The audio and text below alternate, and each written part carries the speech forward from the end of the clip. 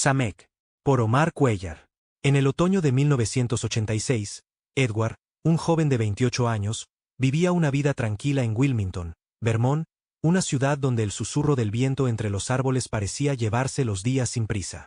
Trabajaba en una librería local, rodeado de estanterías que olían a papel viejo y tinta, y vivía en un pequeño apartamento donde el aroma del café matutino se mezclaba con el de la madera pulida. A simple vista, Edward era un hombre común, pero en su interior, algo extraño comenzaba a gestarse. Una noche, mientras leía bajo la luz tenue de una lámpara, una imagen fugaz cruzó su mente. La silueta de un hombre sin rostro, envuelto en una niebla que parecía vibrar con una energía desconocida. Edward lo atribuyó a su imaginación, siempre proclive a crear historias, pero esa figura no desapareció. Era el comienzo de algo que cambiaría su vida para siempre. Con el paso de los días, la presencia de aquel hombre misterioso se volvió más vívida. Edward lo veía en sus sueños, en los reflejos de los charcos bajo la lluvia, en los instantes más cotidianos, como si se colara en los resquicios de su realidad. La figura era alta, delgada, envuelta en un traje que parecía brillar con un resplandor extraño, como si estuviera tejido con hilos de otro mundo. No tenía rostro definido, pero su sola presencia llenaba a Edward de un temor inexplicable. Intentó ignorarlo, convencerse de que era una fantasía pasajera, pero el hombre aparecía con más frecuencia, como si reclamara un espacio en su mente. Edward comenzó a referirse a él en su interior como el hombre, pues no tenía nombre, pero sentía que esa entidad lo conocía de una manera íntima y perturbadora. La vida de Edward empezó a desmoronarse bajo el peso de esta obsesión. Dejó de frecuentar a sus amigos, de disfrutar los paseos por el parque donde las hojas otoñales crujían bajo sus pies. Todo parecía girar en torno a esa presencia que habitaba su mente. Era como si su conciencia se hubiera convertido en un refugio para aquel ser, un lugar donde crecía y se fortalecía. Pero las visiones no eran inocuas. Cada vez que el hombre aparecía en su imaginación, el mundo a su alrededor se sumía en el caos. Ciudades ardían en llamas, océanos se alzaban con furia, vientos huracanados arrasaban todo a su paso. Y allí, en el centro de cada catástrofe, estaba aquel hombre, inmóvil, como si absorbiera la destrucción con una calma que helaba la sangre. Edward despertaba de estas visiones con el corazón desbocado, preguntándose si era su mente la que creaba esas imágenes o si el hombre se las imponía. El miedo se apoderó de Edward. ¿Y si aquel ser no era solo un producto de su imaginación? ¿Y si era algo más, algo vivo que usaba su mente como un portal para existir? La idea lo atormentaba día y noche. Sentía que la presencia del hombre crecía, que sus contornos se volvían más nítidos, como si estuviera a punto de materializarse. Evitaba los espejos, temiendo ver su reflejo junto al de esa figura. En la librería, los clientes notaban su nerviosismo, la forma en que miraba por encima del hombro, como si esperara que el hombre apareciera en cualquier momento. Sus noches se convirtieron en un torbellino de insomnio, interrumpido por sueños donde una voz sin origen pronunciaba palabras en un idioma desconocido, cargadas de un poder que lo hacía temblar. Una verdad aterradora comenzó a tomar forma en la mente de Edward. Él era el ancla que mantenía al hombre en este mundo.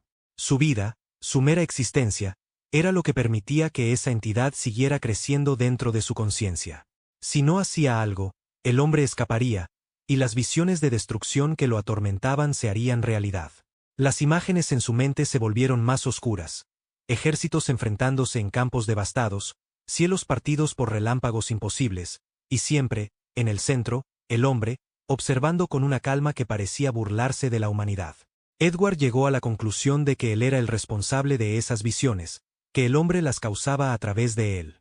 Si no lo detenía, el mundo pagaría las consecuencias. La única solución que Edward pudo imaginar fue acabar con su propia vida. Si él moría, el hombre moriría con él, atrapado para siempre en el silencio de su mente.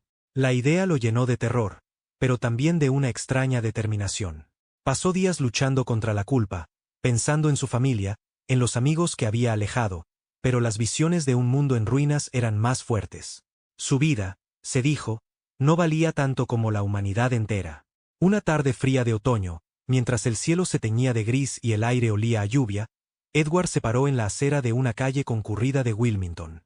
Sus manos temblaban, pero su mente estaba decidida. Vio un autobús acercándose, su motor rugiendo como una bestia imparable. Cerró los ojos, y por un instante, vio al hombre, más claro que nunca, casi tangible, como si ya estuviera cruzando al mundo real. Con un grito que resonó en su interior, Edward corrió hacia la calle, directo al camino del autobús. El impacto fue instantáneo, un destello de dolor cegador seguido de una oscuridad absoluta. Su cuerpo se desplomó en el asfalto, y la vida se le escapó en un suspiro. Pero en ese último instante, algo cambió. Entre la multitud que se arremolinaba en la acera, una figura destacaba. Era un hombre joven, de unos 28 años, con cabello negro como la noche y piel pálida que parecía brillar bajo la luz del atardecer. Vestía un traje extraño, como si estuviera tejido con materiales de otro planeta, y sus ojos observaban la escena con una calma perturbadora. No era un transeúnte cualquiera. Era el hombre, ahora real, liberado por la muerte de Edward. Mientras la vida de Edward se apagaba, el hombre habló.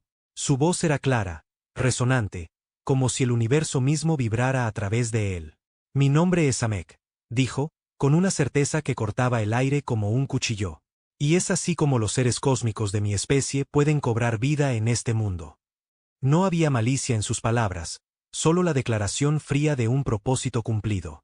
La multitud no lo notó, absorta en la tragedia, pero Samek permaneció allí, inmóvil, como si absorbiera el momento. La muerte de Edward no había sido el final, sino el comienzo. Había sido el puente, el sacrificio necesario para que Samek cruzara al mundo real. La ciudad de Wilmington continuó su ritmo, ajena a lo que había ocurrido. Los transeúntes hablaron de la tragedia durante días, pero nadie mencionó al hombre de traje extraño que había estado allí, observando. Nadie vio cómo Samek se alejó, perdiéndose entre las sombras de la ciudad, con pasos que no parecían del todo humanos. Nadie supo que algo había cambiado, que una presencia ajena al mundo ahora caminaba entre ellos. Edward, en su desesperación por salvar a la humanidad, había abierto la puerta a algo mucho mayor, algo que no podía comprender.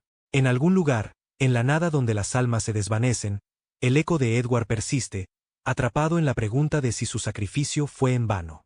Las visiones de destrucción que lo atormentaron, ¿eran recuerdos de un futuro que Samek traería? ¿O eran solo el delirio de una mente rota? En las calles de Wilmington, bajo el cielo gris de 1986, algo nuevo había comenzado a moverse, y el mundo, sin saberlo, había dado un paso hacia un destino incierto. Fin.